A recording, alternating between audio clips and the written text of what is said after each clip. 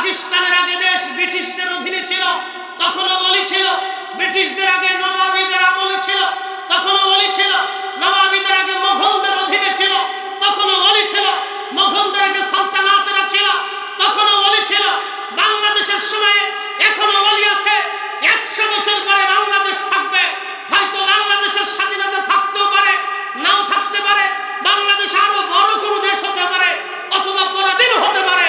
বাংলাদেশের রাজনীতি চেঞ্জ হতে পারে, অর্থনীতি চেঞ্জ হতে পারে, গদি চেঞ্জ হতে পারে, সমাজনীতি আসতে পারে, গণতন্ত্র শেষ হতে পারে, খেলাফত প্রতিষ্ঠিত হতে পারে।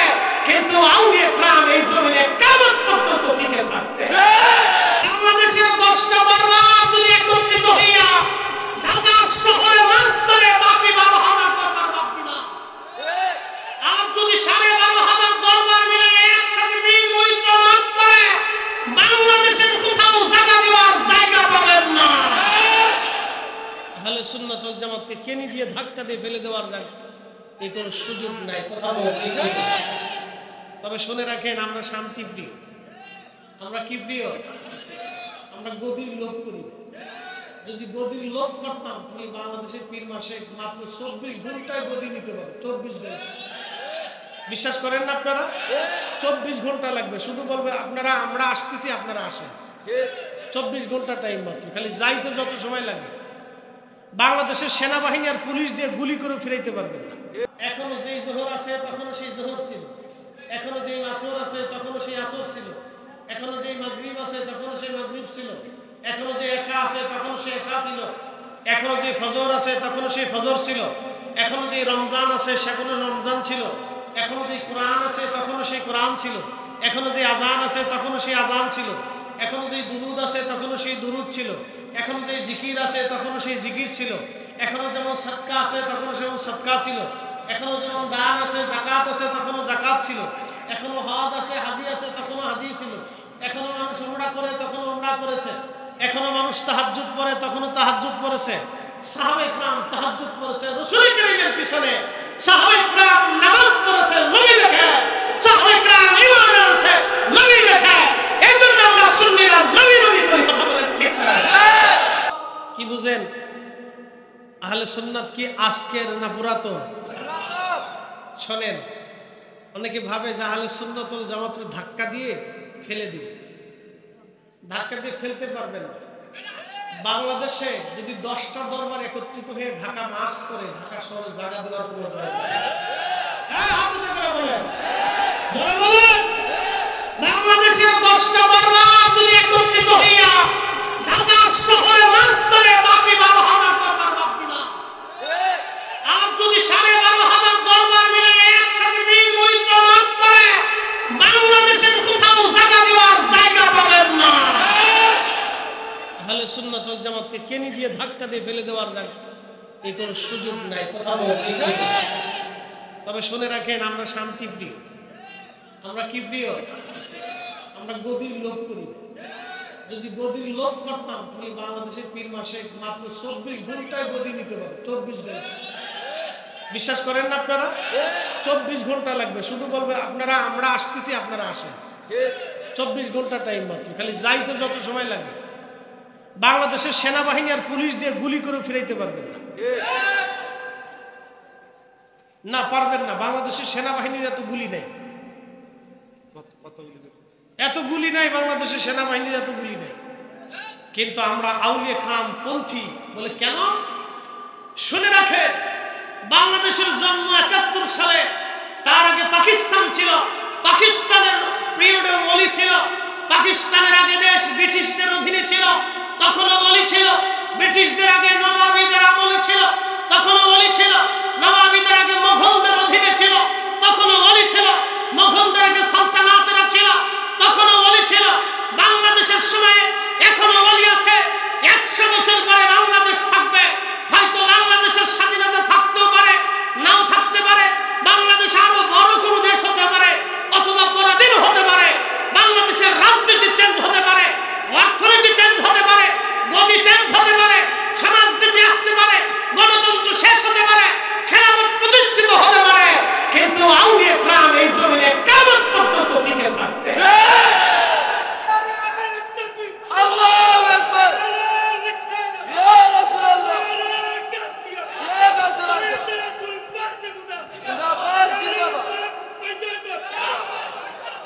হয় না?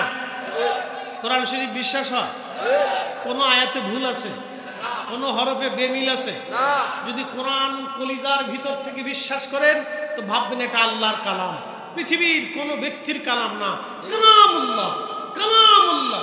যালিকাল কিতাবু লা রাইবা ফিহি হুদাল লিল মুত্তাকিন। এমন এক কিতাব, কোনো সন্দেহ নাই। লাউ আনজালনা হাযাল কুরআন আলা জাবাল, হুজুর আমি যদি কোরআন পাহাড়ে নাজিল করতাম, লারবাইতাহু খাশিআন মুতাসাদ্দিআন মিন খাশিয়াতিল্লাহ, আপনি দেখতেন আমি খোদার ভয়ে পাহাড় গলে মিসমার হয়ে যেত। হুজুর এই কোরআন আমি আপনার কলমে নাজিল করেছি। ইন্না আনজালনাহু ফি লাইলাতিল কদর, আমি লাইলাতুল কদরের মতো মুবারকময় রজনীতে এই কোরআন শরীফ নাজিল করেছি। হাবিব বাল হুয়া কুরআনুন মাজিদুন ফি লাউহিম মাহফুজ, আমি সেটা লাউহে মাহফুজে সংরক্ষণ করেছি। বন্ধু আমার, আমি যাহা বলেছি আকাশ ভেঙে যাবে, পৃথিবী পুড়ে যাবে, সাগর শুকিয়ে যাবে, লা তাবদীলা কালিমাতিল্লাহ, আমার কালামের কোনো পরিবর্তন হবে না। আলা ইন্না আউলিয়া আল্লাহ, আউলিয়া আল্লাহ বহু শব্দ বহু বচন ব্যবহার করে। আল্লাহ বলেছেন বহু ওলি পৃথিবীতে আসবে, লা খাউফ, তাদের কোনো ভয় নাই, ওয়ালা হুম ইয়াহজানুন, তাদের কোনো চিন্তা নাই। ওলিদের অনুসারী যারা হবে তাদের কোনো ভয় নাই, চিন্তা নাই। কথা বলেন ঠিক কিনা? বুঝতে অসুবিধা? তাহলে কোরআন শরীফ কি থাকবে? বিধান চালু থাকবে, কিয়ামত পর্যন্ত ওলি থাকবে। এই কথা বল না কেন? কিয়ামত পর্যন্ত কি থাকবে? কাদেরিয়া থাকবে, চিশতিয়া থাকবে, নকশবন্দিয়া থাকবে, মুজাদ্দিয়া থাকবে, সোহরাওয়ার্দিয়া থাকবে, নিজামিয়া থাকবে, হানাফি থাকবে, শাফিঈ থাকবে, এই হাম্বলি থাকবে, এরপরে আপনার মালিকি থাকবে, কিন্তু লামাযহাব থাকবে না। না, অবশ্যই থাকবে না, এটা ব্রিটিশদের তৈরি, এটা থাকবে না। বল হুজুর কি বলতেছেন? আমি যা বলতেছি সত্য বলতেছি। কথা কেন? এদেশের বহু মুসলমান মাহে রমজানের রোজাই রাখে না। এদেশের লক্ষ লক্ষ মুসলমান তারাবির নামাজ পড়ে না। এদেশে আইসে তারাবির নামাজ নিয়ে গন্ডগোল বাঁধাইছে। এদেশের কোটি কোটি মুসলমান নামাজ পড়ে না, এটা বুকে হাত বেঁধে আর নাভির নিচে হাত বেঁধে জঞ্জাল বাঁধিয়ে দিয়েছে। এদেশের বহু মুসলমান জিকিরের মজলিসে বসে না, এরা বেদাতের ফাতোয়া দিয়ে জিকিরের মজলিস বন্ধ করার কায়দা করতেছে। এদেশের বহু মুসলমান নামাজ রোজা জিকির ফিকির হালাল হারাম বুঝে না।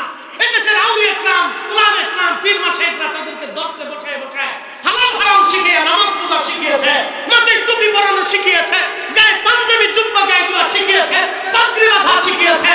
ওদের আউলিয়া ইকরামদের দেশ, উলামা ইকরামের দেশ, আহলে সুন্নাত ওয়াল জামাতের বাংলাদেশ। কথা বলে ঠিক না?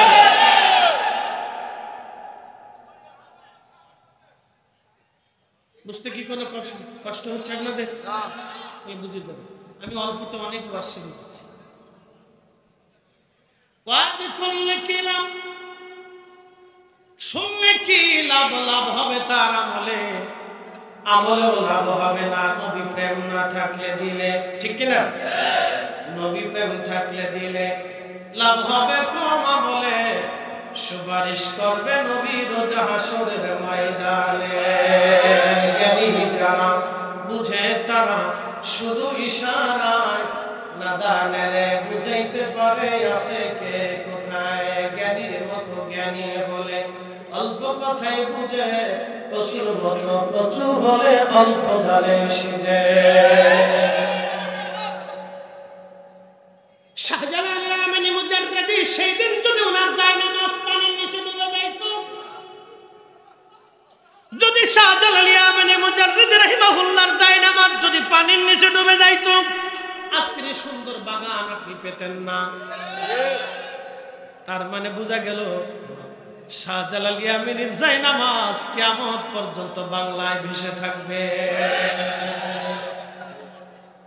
বুঝেন নাই মনে হয়? বুঝছেন? একই বিশ্বাস, দৃঢ় ঈমান নিয়ে বেঁচে থাকার চেষ্টা করবেন। ভাববেন ঈমান চলে গেলে আর ঈমান পাবেন না।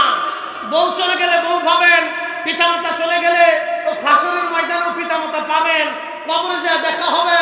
বন্ধু বান্ধব চলে গেলেও হাসরের ময়দানে কিয়ামতে পাবেন, হাসরের ময়দানে দেখা হবে। কিন্তু ঈমান চলে গেলে কবরে আর হাসরে ঈমান খুঁজে পাওয়া যাবে না। একবারে কালবের ভিতরে বদ্ধ করে মজবুত করে ধারণ করতে হবে। মনে রাখবেন,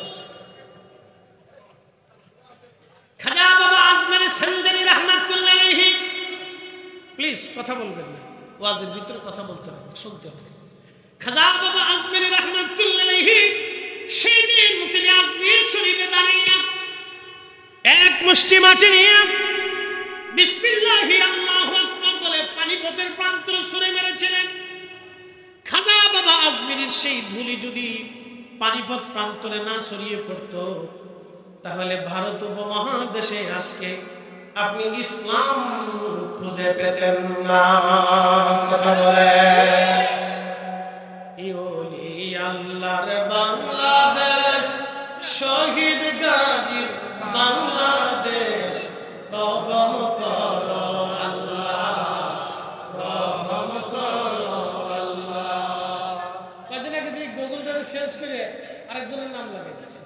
টুপি পরে এদেশে কারা নাম লাগাই, কি একটা আশ্চর্য কায়দা বেদা।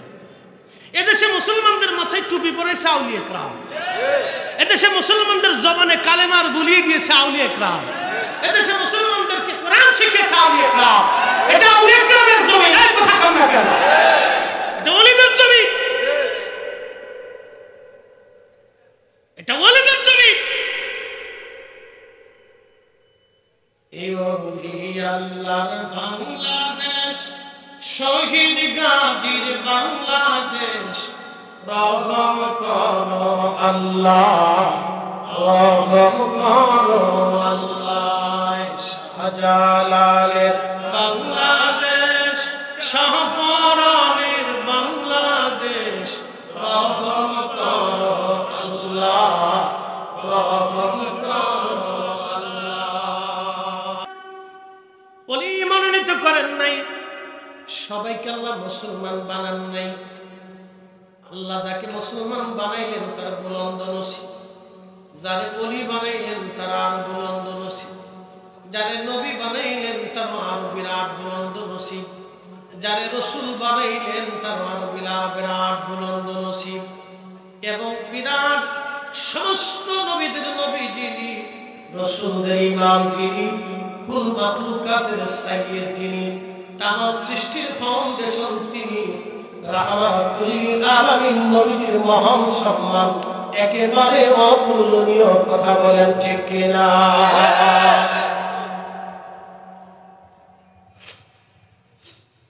খুবই মনোযোগের সাথে কথা বলে শুনবেন। হাজির, ঈমান নিয়ে কবরে যাওয়াটা হলো জীবনের সবচেয়ে বড় সার্থকতা। ঈমান নিয়ে কবরে যদি না যেতে পারেন, জিন্দেগি বড় বরবাদ হয়ে যাবে। এই জন্য আল্লাহ কোরআনে বললেন, ইয়া আইয়ুহাল্লাযীনা আমানু তাকুল্লাহ, ঈমানদারেরা আমি আল্লাহকে ভয় করো, হাক্কা তুকাতিহি, ভয় করার মতো করো, ওয়ালা তামুতুন্না ইল্লা ওয়া আনতুম মুসলিমুন, মুসলমান না হয়ে মরো না। মুসলমান হতে হবে কার মতো? মুসলিম হতে হবে সাহাবীদের আদলে, মুসলিম হতে হবে তাবিঈদের আদলে, মুসলিম হতে হবে তাবিঈদের আদলে, মুসলিম হতে হবে ওলিদের আদলে। কথা কন না কেন? ওলিরা যেই পথে, আমরা থাকবো সেই পথে। কারণ খাজা বাবা আজমিরি ছিলেন আহলে সুন্নাত ওয়াল জামাতের অনুসারী। আহলে সুন্নাত ওয়াল জামাতের অনুসারী ছাড়া কোনো মা ওলির জন্ম দিতে পারে না। এই কথা বলে আছে, পারে নাই, কোনো মা ওলির জন্ম দিতে পারে। এই জন্য মুসলমান হতে হবে সাহাবীদের আদলে। আউলিয়া کرام যেই মথে ঘুমিয়ে গেলেন, ওই পথে, ওই মতে, ওই ঈমানে যারা ঘুমাবে তারা ওয়ালা তামুতুন্না ইল্লা ওয়া আনতুম মুসলিমুন, তারা মুসলমান হয়ে কবরে যাবে। ওলিদের পথ ছাড়া প্রকৃত মুসলমান হওয়া যায় না। উপস্থিতি, কোরআন শরীফ থেকে প্রথমে একটা আয়াত পড়েছিলাম, ওই আয়াতের তাফসীরের দিকে যাব। নবীর দরবারে একজন সাহাবী ছিলেন, তার নাম সালাবা আল আনসারী। ওই সময় মুহাজির সাহাবী যারা ছিলেন তারা হিজরত করে মদিনায় গেলেন, আর মদিনার সাহাবীদেরকে বলা হতো আনসারী, সাহায্যকারী। আর মুহাজির যারা যারা হিজরতকারী তারা বিভিন্ন অঞ্চল থেকে হিজরত করে মদিনায় আসলো। তাদের তো বাড়ি নাই, ঘর নাই, জমি নাই, সম্পদ নাই, ভাই নাই, বোন নাই, বংশ নাই, আত্মীয়তা কেউ নাই। আল্লাহ নবী সমস্ত আনসারীদেরকে ডেকে বলেন, আনসারীরা রে, আমার মুহাজির সাহাবীদেরকে তোমরা এক একজন নিয়ে ভাই বানায় নাও। কি বানায় নাও? ভাই। মুহাজিরদেরকে নিয়ে তোমরা ভাই বানায় নাও। সমস্ত আনসারী সাহাবীরা মুহাজিরদেরকে নিয়ে গেলেন ভাই বানায়া। কারো যদি জমি ছিল অর্ধেক জমি ভাইয়ের নামে দিয়ে দিল, দুইটা ঘর থাকলে একটা ঘর ভাইকে দিয়ে দিল, বাড়ির বাসনপত্রগুলি ভাগ করে তার মুহাজির ভাইকে দিয়ে দিল। কারো যদি দুইজন স্ত্রী ছিল, একজন স্ত্রীকে তালাক দিয়ে তার ভাইয়ের সাথে বিবাহ পড়ায় দিল। একসাথে বলবেন আল্লাহু আকবার। না না হয় না, আরো জোরে বলুন আল্লাহু আকবার। এজন্যই তারা পৃথিবী বিজয় করেছিল। আল্লাহর হাবিব সাহাবা ইকরামকে সামনে নিয়ে বসলেন, সাহাবীরা রে, তোমরা শুনে নাও, আমার এক দল উম্মত দুনিয়াতে আসবে, তারা কাফেরদের সামনে মাথা নত করে থাকবে। সাহাবা ইকরাম চিন্তায় পড়ে গেলেন, ইয়া রাসূলুল্লাহ, তারা কি আমাদের থেকে সংখ্যায় কম হবে? নবীজি বলেন, না সাহাবীরা, তারা তোমাদের থেকে বহু বহু গুণে সংখ্যায় বেশি থাকবে। একটু চিন্তা করেন, আল্লাহ রাসূলের কথার সাথে মিলে দেখেন। সাহাবা ইকরাম খুব চিন্তায় পড়ে গেলেন, পেরেশানির মধ্যে এত বেশি পেরেশানি পড়লেন যে চিন্তায় পড়ে গেলেন যে এত উম্মত থাকার পরও তারা কাফেরদের সামনে মাথা নত করবে, আর আমরা মুসলিমে কয়জন কাফেরদের সামনে মাথা নত করি না? আল্লাহ নবী রাখতে বলেন, সাহাবীরা, তোমাদের থেকে বহু বহু গুণে তারা বেশি হবে, কিন্তু কাফেরদের সামনে মাথা নত করে থাকবে তারা। সাহাবা ইকরাম বলেন, হুজুর কি জন্য? নবীজি বলেন, সাহাবীরা রে, তোমরা যেমন দুনিয়াকে লাথি মেরে মৃত্যুকে কবুল করে নিয়েছো, মরণকে তোমরা ভয় পাও না, আমার এক জামাত উম্মত দুনিয়াতে আসবে যারা মৃত্যুকে ভয় পাবে, দুনিয়াকে ভালোবাসবে। মিলিয়ে নিবেন, খুব মিলাবেন। মৃত্যুটাকে ভয় পাবে, দুনিয়াকে ভালোবেসে নিবে। মৃত্যুটাকে ভয় পাবে, দুনিয়াটাকে ভালোবেসে নিবে। ঠিক ওই সময় আমার উম্মতরা কাফেরদের সামনে মাথা নত করে পড়ে থাকবে। তারা সংখ্যায় বেশি হবে, কিন্তু কাফেরদেরকে তারা ভয় পাবে।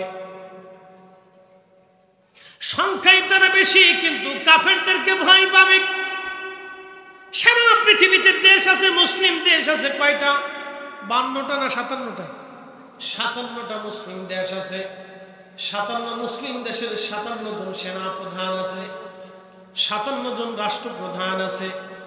57টা মুসলিম দেশে মিনিমাম হলো 1 কোটি মুসলমান সৈন্য ফৌজ আছে।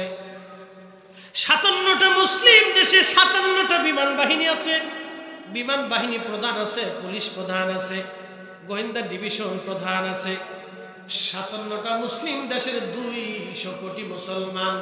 আজকে ইসরাইল বাইতুল আকসা দখল করে নিয়ে চলে গেল, আপনি শুনলে গা শিহরে উঠবে। বাইতুল আকসাতে কতজন মুসলমান নামাজ পড়বে ইহুদিরা নির্ধারণ করে দেয়।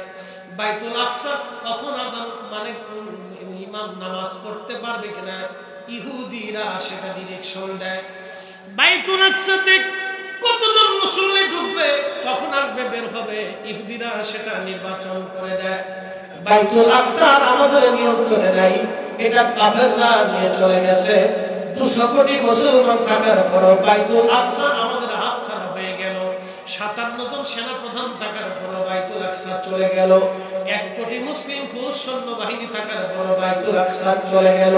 তার অর্থ হলো মুসলমান দুনিয়া পাইয়া আল্লাহ ভুলে গেছে, রাসূলের গোলামি ভুলে গেছে। কথা বলেন ঠিক কিনা?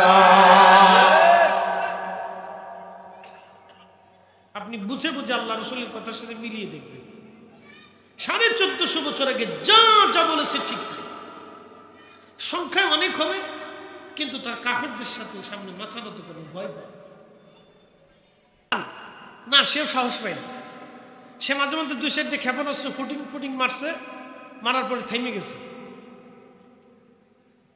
শুধু হামাসের কিছু যোদ্ধারা যুদ্ধ করে টিকে আছে, বাড়িঘর শেষ হয়ে গেছে, সন্তান শহীদ হয়ে গেছে, কিচ্ছু নেই তাদের, কিন্তু তারপরে তারা যুদ্ধ করে যাচ্ছে। একসাথে বলবেন আল্লাহু আকবার। না হয় না, আরো জোরে আল্লাহ, আরো জোরে বলেন। তাহলে মুসলমান আছে কয়জন হিসাব করছে? মুসলমান আছে সৌদির বাদশা, বিরাট মুসলমান।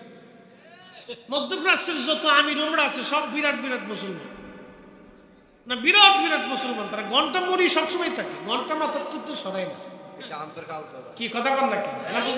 ঘন্টা মাথার থেকে সরাই না, এটা সরাই তো না, এটা সাইনবোর্ড। এটা কি সাইনবোর্ড? মাথার থেকে ঘন্টা সরাই না ভাই। তো এক একজনের বউ আছে 30টি, এই বেটা ডরাবে না, ডরাবে কি? আমি চিন্তা করে আমি মরে গেলে আমার বউদের অবস্থা কি? কথা ক্লিয়ার, কোন ভেজাল টেজাল নেই। কারো বিবি আছে 25টি, কারো স্ত্রী আছে 15টা, কারো আছে 20টা। যার যত টাকা তার তত বউ, অসুবিধা নেই। এরা আবার আমরা দেশে এসে ফতোয়া মারে মিলাদুন নবী হারাম। তোর ফতোয়ার গোষ্ঠী কি? মিলাদুন নবী চলবে না, দেখে চলবে না, মারা করে মিলাদ চলবে। কথা বলে আল্লাহু আকবার, ইয়া রাসূলুল্লাহ, ইয়া রাসূলুল্লাহ।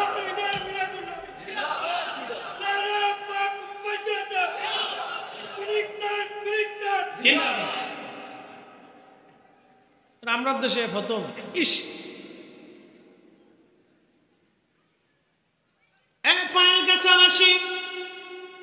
বড়রা মুসলমান খুবই মনোযোগের সাথে কথাগুলি শুনবেন। সাহাবে কেরাম আল্লাহকে ভয় করেছিলেন কেমনে, একটা ঘটনা আজ আপনাদেরকে শোনাই। রাসূলের সাহাবী আনসারী মুহাজির 2 দলে বিভক্ত ছিল। আল্লাহর নবী বলেন, তাবুকের যুদ্ধের ময়দানে কারা যাবা তারা চলো। 30,000 সাহাবী প্রস্তুতি নিল, তাবুকের যুদ্ধের ময়দানে যাবে। মদিনা মুনাওয়ারা থেকে প্রায় 1000 মাইল দূর। কত হাজার? 1000। কেমনে যাইতে হবে? পায়ে হেঁটে, যুদ্ধের জন্য। কোন সাহাবী আসছে, তার কোনো খাবার টাবার নেই, একই কাপড়, একটা জুব্বা, একটা চাদর আর একটা তলোয়ার নিয়ে যুদ্ধে রওনা দিচ্ছে। একসাথে বলবেন আল্লাহু আকবার। আল্লাহু আকবার। জীবনের জন্য না শাহাদাতের জন্য? শাহাদাতের। শাহাদাতের জন্য। তারা আল্লাহকে ভয় করত, দুনিয়াকে ভালোবাসতো না, মৃত্যুকে পছন্দ করত। কারণ তারা জানতো আমার মৃত্যু মানে আল্লাহর সাথে সাক্ষাৎ। এই আশিক রাসূল যারা, তারা মরণকে ভয় পায় না। তারা চিন্তা করে মৃত্যুর পরেই আমার কবরে আমার রাসূলের সাথে দেখা হবে। ইমাম আহলুস সুন্নাহ তাআলা হযরত রাহিমাহুল্লাহ, হুজুর গাউসে পাক রাহিমাহুল্লাহ, ইমাম মালিক রাহিমাহুল্লাহ, মুজাদ্দিদ আল-ফিসানি রাহিমাহুল্লাহ, খাজা বাকিবিল্লাহ রাহিমাহুল্লাহ, শাহ সুফি ফতেহ আলী রসুলের নামা রাহিমাহুল্লাহ, পৃথিবীর বড় বড় বুজুর্গ যারা ছিলেন তারা মৃত্যুকে পছন্দ করতেন, যে মৃত্যুর পরেই আমার রসুলের সাথে দিদার হবে। আল্লাহু আকবার। সাহাবী রাসূল 30,000 সাহাবী তাবুকের যুদ্ধের ময়দানের দিকে রওনা করলেন। 30,000 সাহাবীর ভিতরে একজন সাহাবী ছিলেন মুহাজির। মুহাজির সাহাবীর ভাই ছিল হযরত সালাবা। সালাবা ছিলেন আনসারী সাহাবী। সালাবাকে বলে গেলেন, ভাই আমার, আমি তো যুদ্ধের ময়দানে চলে যাচ্ছি, তুমি যেহেতু মদিনাতে আসো, আমার স্ত্রী আছে, আমার সন্তান আছে, আমার স্ত্রী সন্তানদের ভরণ পোষণ, খাবার দাবার দেখাশোনা তুমি করবে। হযরত সাহাবী যুদ্ধের ময়দানে চলে গেলেন। দীর্ঘদিন পর্যন্ত সালাবা রাদিয়াল্লাহু আনহু তিনি ওই ঘরের মধ্যে খাবার দিয়ে আসেন, প্রয়োজনীয় সামগ্রী, পানি দিয়ে আসেন, লাকড়ি টাকড়ি দিয়ে আসেন, সমস্ত প্রয়োজনীয় সামগ্রী দিয়ে আসেন। একদিন শয়তান ডাক দিয়ে বলল, সালাবারে, তুমি তো প্রত্যেক দিন তোমার ভাইয়ের স্ত্রীর ঘরে খাবার দিয়ে আসো, তার সন্তানদেরকে খাবার দিয়ে আসো, কিন্তু তুমি তো একটা বড় পর্দা সরাইয়া দেখো নাই তোমার ভাইয়ের স্ত্রী দেখতে কেমন।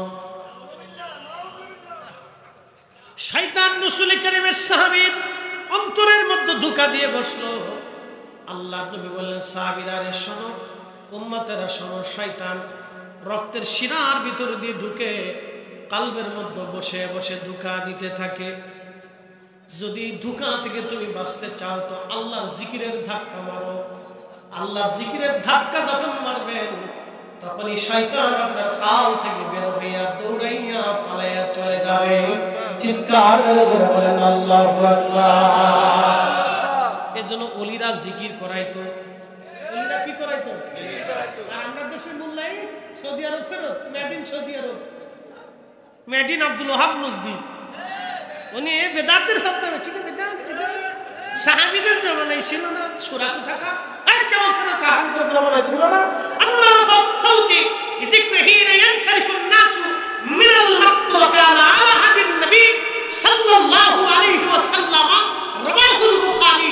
নবীর জমানাতে সাহাবায়ে کرام ফরজের নামাজের পরে উচ্চ আওয়াজ দিয়ে জোরে জোরে জিকির করতেন। একসাথে বলবেন আল্লাহু আকবার। ये ফতোয়া মারতেছে, ফতোয়া দিয়ে ইসলামটা শেষ করে ফেলছে। এত ফতোয়া মারছে যে আমাদের যুবক শ্রেণী আজকে অধিক যুবক না আদবের নষ্ট হয়ে গেছে। দেখেন মুরব্বি দেখলে সালাম দেয় না। এই কথা কর না। ক্লাস 10 এর পোলাপানে যেমনি ছাত্র শিক্ষকরা ধরে পিটায়, এটা দেখলে আপনার কাছে গা শিউরে উঠবে। আগামীর দিন আমাদের অন্ধকারে নিমজ্জিত, আমাদের আগামীর দিন অন্ধকারে নিমজ্জিত। এই যে বিদ্যালয়গুলিতে প্রথম সবক আদব শেখানো উচিত।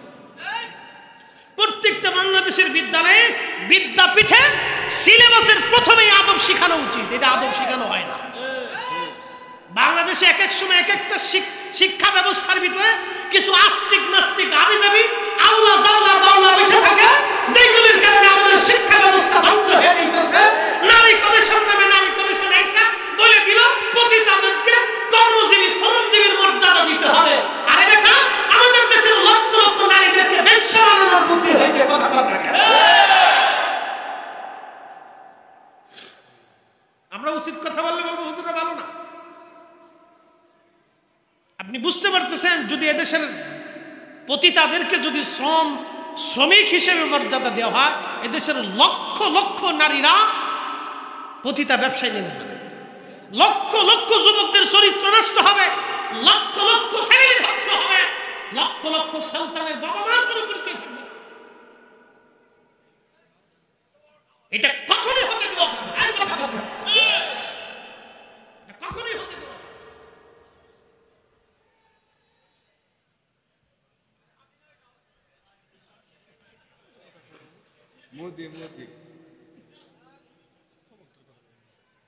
প্রিয় উপস্থিতি হাজিরিন, মনোযোগ দিবেন। সাহাবী রাসূল খাবার আনতে গেলেন, খাবার দিতে গেলেন। তিনি তেনার ভাইয়ের ঘরের স্ত্রীর ঘরের মধ্য বাড়িতে খাবার দিলেন, কিন্তু পর্দা সরাই দেন। সরাই দেখলেন এক পরমা সুন্দরী নারী। কারণ আরবের মেয়েরা অত্যন্ত সুন্দরী হয়, যে সুন্দর তো অনেক সুন্দর। হযরত সালামা স্থির থাকতে পারেন নাই, দরজা পর্দা সরাইয়া দৌড়ায় যাইয়া তার ভাইয়ের স্ত্রীর হাত চেপে ধরলেন। শুধু হাত চেপে ধরেছেন, তখনই মহিলা ডাক দিয়ে বলল, সালামা রে, তুমি আমার স্বামীর ভাই, তাও দ্বীনি ভাই, আনসারী ভাই। তুমি আমার হাত ধরেছ, আমার স্বামী তোমার কাছে আমাদেরকে আমানত দিয়ে গেছে। তুমি কি বুঝতেছ তুমি কি করতে চাইতেছ? এ সালামা, তুমি আল্লাহকে ভয় করো। সাহাবী রাসূল সাথে সাথে হাত ছেড়ে দিলেন, দেরি করেন নাই। একটা দৌড় মেরে মদিনা থেকে পাহাড়ে চলে গেলেন। পাহাড়ে যাইয়া খাওয়া দাওয়া বাদ দিয়ে সিজদার মধ্যে পড়ে কাঁদে, আল্লাহ আমি ভুল করে ফেলছি, আল্লাহ আমি ভুল করে ফেলছি। এ পয়েলগাছাবাসী, ওয়াজ যত দূরে যায়, এখানে বহু মুসলমান আজ এশার নামাজ পড়ে নাই, বহু মুসলমান মাগরিব পড়ে নাই। মাগরিবের নামাজে সিজদা দেওয়াটা ছিল আল্লাহর হুকুম। বহু মুসলমান আসরের নামাজ পড়ে নাই। মন খারাপ করবেন না, আমি কষ্ট দেওয়ার জন্য বলতেছি না, ইরজিই, আপনি ফিরে আসেন, ইলা রাব্বিকি রাদিয়াতাম মারদিয়া, আল্লাহর সন্তুষ্টির দিকে ফিরে আসেন। আপনি আল্লাহর সন্তুষ্টির দিকে আপনি ফিরে আসেন, আল্লাহর সন্তুষ্টির দিকে আপনি ফিরে আসেন। ভয় নাই, নামাজ তো ছেড়ে দিয়েছেন, জীবনে বহু অপরাধ করে ফেলছেন, আপনি অনেক ভয় করবেন না। সাহাবী রাসূল পাহাড়ের মধ্যে যে কান্না শুরু করলেন সিজদায় পড়ে, আল্লাহ, মনিবের অবাধ্য গোলামের পরিণতি না জানি কি কঠিন হবে। মনিবের অবাধ্য গোলামের, বুঝেন নাই, মনিবের অবাধ্য গোলাম। আল্লাহ, আমি তো সাহাবী রাসূল অনেক বড় অন্যায় করে ফেলছি। আমি কি করছে, শুধুমাত্র হাতটা ধরছে, এতটুকুনি এত ভয় অন্তরে আসলো। আমি তো সাহাবী রাসূল, আল্লাহ, আমি আমানতের খেয়ানত করে ফেলছি। আজ আমি তোমার অবাধ্য হইছি, না জানি এই গোলামের হালত কি হবে আজ। আল্লাহ, ক্ষমা না করলে সালাবা পাহাড় থেকে কোনদিন মদিনায় ফিরে যাবে না। সিজদায় পড়ে পড়ে কাঁদতেছিলেন। আহাকি কান্না। নবীজি তাবুকের যুদ্ধ থেকে ফিরে আসলেন, সাহাবীরা যার যার ঘরে চলে গেলেন। সাহাবী, মুহাজির সাহাবী বাড়িতে যাওয়ার পর স্ত্রীকে বলেন, বিবি আমার, তোমরা কেমন আছো? বলো, আলহামদুলিল্লাহ, আল্লাহ আমাদেরকে ভালো রাখছে। বলো, আমার ভাই সালাবা তোমাদের সাথে কেমন ব্যবহার করেছে? স্ত্রী বলতেছে, স্বামী গো, আপনার ভাইয়ের কাছে আমাদেরকে আমানত দিয়েছিলেন, তিনি যথোপযুক্ত হক আদায় করেছেন বটে, কিন্তু একটা ভুল করে বসছে। বলে, বিবি কি ভুল? বলতেছে, স্বামী গো, ভুল হলো, তিনি হঠাৎ করে একদিন হয়তো আমার সৌন্দর্য মোহিত হয়ে আমার হাত চেপে ধরেছেন। আমি তখন আপনার আমানতের কথা স্মরণ করিয়েছি। আল্লাহর ভয়ের কথা স্মরণ করানোর পরে আপনার ভাই আমার হাতটা ছেড়ে দিয়ে পাহাড়ে চলে গেছে। বহুদিন ধরে কান্নাকাটি করে আল্লাহর কাছে তওবা করতেছে। সে আর মদিনাতে ফিরে আসেনি। মুহাজির সাহাবী তিনি চলে গেলেন। যাইয়া সে পাহাড়ে খুঁজতে খুঁজতে সালামকে পেয়ে গেলেন। বলল, ভাই আমার, আমি তোমারে মাফ করে দিছি, তুমি চলো মদিনায়। বলে, না ভাই, তুমি মাফ করলে হবে না, আল্লাহ মাফ না করা পর্যন্ত আমি ফেরবো না। ভাইরে, তুমি মাফ না করলে হবে না, আমার রব মাফ করছেনি। অনেক অন্যায় বিনয় করতেছে, ভাই চলো মদিনাতে, আমি রাসূলের দরবারে নিয়ে যাব, আল্লাহর হাবিবের বরগাহে তোমারে নিয়ে যাব। বলতেছে, ভাইরে, তুমি আমাকে নিতে পারো, কিন্তু আমার হাত বেঁধে আসামিকে যেমনে ধরে নিয়ে যাওয়া হয় ওইভাবে তুমি আমাকে বেঁধে নিয়ে রওনা করো। সালাবা রাদিয়াল্লাহু আনহুর হাত বাঁধা হলো। মুহাজির সাহাবী রশি টেনে টেনে নিয়ে আসলেন মদিনায়। সালাবা রাদিয়াল্লাহু আনহুর মেয়ে ছিল খানসামা রাদিয়াল্লাহু আনহা।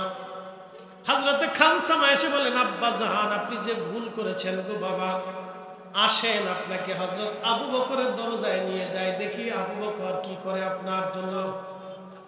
হযরত সালাবাকে মেয়ে খানসামা রাদিয়াল্লাহু আনহা রশি ধরে টেনে টেনে সিদ্দিক আকবরের দরজায় নিয়ে গেলেন। কে? বলে, আমি সালাবার মেয়ে খানসামা। বলে, খানসামা, কি জন্য আসছো? বলে, আবু বকর সিদ্দিক, আমার আব্বা জানকে রশি বেঁধে নিয়ে আসছি, আমার আব্বা ভুল করে ফেলছে, আপনি তো সিদ্দিক আকবর, আল্লাহর নবীর দরগাহে নিয়ে আমার আব্বা জানের জন্য একটা ব্যবস্থা করে দেন। আবু বকর বললেন, না হে খানসামা, তোমার আব্বা জানের অপরাধ নিয়ে আমি রাসূলের দরবারে সুপারিশ করতে পারবো না, আমার পক্ষে সম্ভব না, তুমি চলে যাও। হযরতে খানসামা রশি টেনে টেনে হযরত ওমরের দরজায় নিয়ে আসে। হযরত ওমরের দরজায় নিয়ে আসার পরে বলতেছে সালাম দিয়ে, কে? বলে, আমি সালাবার মেয়ে খানসামা আসছি। সাইয়েদনা ওমর রাদিয়াল্লাহু আনহু আপনার দরজাতে আসছি, আমার আব্বাজান ভুল করে ফেলছে, এখন আপনি আল্লাহর নবীর দরগাহে নিয়ে আমার আব্বাজানের জন্য একটা ফয়সালা নিয়ে আসেন। হযরত ওমর বললেন, না না খানসামা, তুমি তোমার বাপকে নিয়ে চলে যাও, আমার দ্বারা এই সম্ভব হবে না। তোমার আব্বা বড় নাফরমানি করে ফেলছে, আমানতের খেয়ানত করে ফেলছে, আমার দ্বারা সম্ভব না। হযরতে সালামাকে তার মেয়ে নিয়ে চলে গেল হযরতে আলী রাদিয়াল্লাহু আনহুর দরজায়। বলল, হযরতে আলী, আমি খানসামা সালাবার মেয়ে আপনার দরজায় আসছি। আমার আব্বা ভুল করে ফেলছে গো, আপনি নবীর দরজায় নিয়ে আমার আব্বা জানকে মাফ করে দেন। হযরত আলী বললেন, না রে খানসামা, আমার পক্ষে সম্ভব না, তুমি অন্য কোথাও চলে যাও। হযরত খানসামা ডাক দিয়ে বলতেছে, আব্বা জান, আবু বকরের দরজায় গেলাম, তিনিও জায়গা দিলেন না। হযরত ওমরের দরজায় গেলাম, তিনিও জায়গা দিলেন না। আলীর দরজায় গেলাম, তিনিও জায়গা দিলেন না। আপনাকে নিয়ে চলি আল্লাহর হাবিবের বারগাহে। রশি টানতে টানতে আল্লাহর হাবিবের বারগাহে নিয়ে গেলেন। কে? সালাম দিয়ে বলেন, ইয়া রাসূলুল্লাহ, আমি খানসামা, আপনার সাহাবী সালাবার মেয়ে, আপনার আসামি সালাবাকে রশি বেঁধে ধরে নিয়ে আসছি। হুজুর, আমি আমার আব্বাদেরকে নিয়ে আসছি, রশি বেঁধে আসামি ধরে নিয়ে আসছি, আপনি কিছু করেন, না হলে আপনার সালাবা ধ্বংস হয়ে যাবে। ঠিক তখনই সাহাবী রাসূল খানসামা রাদিয়াল্লাহু আনহা এবং সালাবা রাদিয়াল্লাহু আনহু দাঁড়িয়ে দাঁড়িয়ে দরজায় কাঁদতেছিলেন। আল্লাহর নবী ডাক দিয়ে বললেন, খানসামা রে, তুমি তোমার আব্বাজানকে নিয়ে যাও, আল্লাহর ওহী না আসা পর্যন্ত আমি রাসূল সিদ্ধান্ত দিতে পারি না। সালাবা ডাক দিয়ে বলল, মা খানসামা রে, আমার রশি ছেড়ে দাও, আমি পাহাড়ে চলে যাব, আজ কোনদিন ফিরে আসবো না, যদি আল্লাহ আমারে মাফ না করে। রাসূলের সাহাবী রওনা হয়ে গেলেন, যেতে যেতে পাহাড়ে চলে গেলেন। পাহাড়ে যাওয়ার পরে কাঁদতেছিলেন আর বলতেছিলেন, হে রব, আমি আবু বকরের দরজায় গেছি, তিনি তাড়িয়ে দিয়েছেন। আমি ওমরের দরজায় গেছি, তিনিও তাড়িয়ে দিয়েছেন। আমি হযরত আলীর দরজায় গেছি, তিনিও তাড়িয়ে দিয়েছেন। আমি তোমার মেহবুবের দরজায় গেছি, তিনি আমাকে নিরাশ করেছেন।